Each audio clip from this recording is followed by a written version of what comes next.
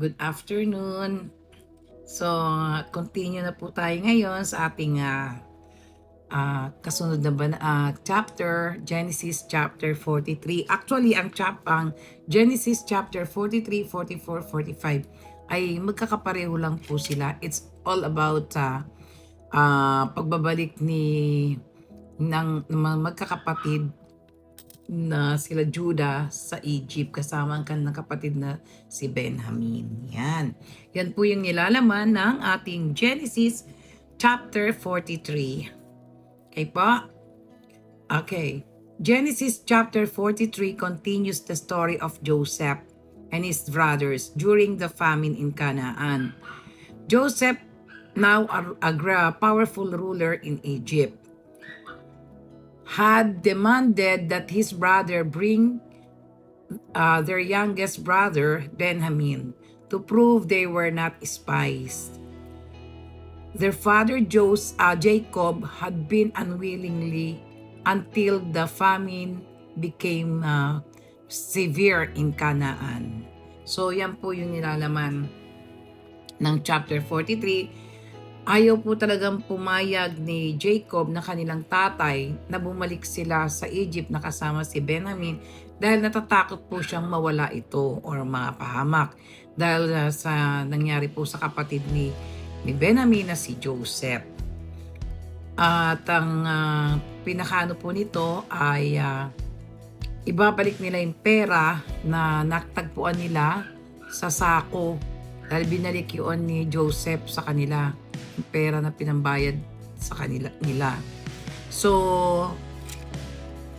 doon po yun na nagtatapos at niyaya at ang kabuuan po no, niyaya po sila ni Joseph kumain sa pagkainan according to their age. At ang binigay po niyang pagkain kay Benjamin ay 5 times na ulit kaysa sa pagkain ng kanyang mga ibang kapatid. Okay? Even though God is not directly mentioned as acting, his providence is evident. The famine pushes events forward.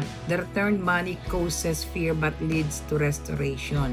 Joseph's hidden identity builds toward reconciliation. The lesson is, God may be silent, but He is never absent.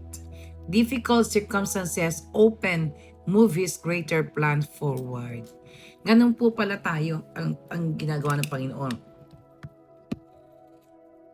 Binibigyan tayo ng matitinding pagsubok, trials, pero may gustong patunayan po ang Panginoon na ma-prove na kasama natin siya. Dahil isusolve din po yun ni Lord. Tulad po dito sa nangyari kay Joseph, kahit na tinangka siyang patayin, pinamigay o tinapon, but still, nakita natin ang kapangyarihan ni Lord na talagang pinrove niya that He is there. Kasama pa rin siya ni Joseph at hindi siya pinabayaan kailanman. Ganon din sa ating buhay, na kung minsan may mga patindi tayong pagsubok na hindi natin alam kung paano natin susolve to. Yung iba, nagtatangka magpakamatay. Yung iba naman talagang nai-stress, na high blood, na-stroke because of severe na sobra talaga hindi nila kakayaning problema. But, if God is with you, you have nothing to worry. Kailangan lang tayong manalangin parati sa Panginoon. At tatlo lang naman ang tandaan natin parati ko sinasabi. Unang-una, love God above all. Wala kang ibang mamahalin sa puso, sa isip, kundi ang iyong Diyos na buhay. The second is, love your neighbor as you love yourself.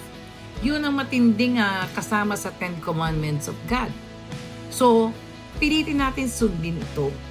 Huwag tayo na mag-isip na masama sa ating kapwa, huwag tayo magiganti sa ating kapwa, at ang pinakaisa is, always live up to God whatever your plans and whatever your decision para hindi tayo nagkakamali. Okay? To God be the glory.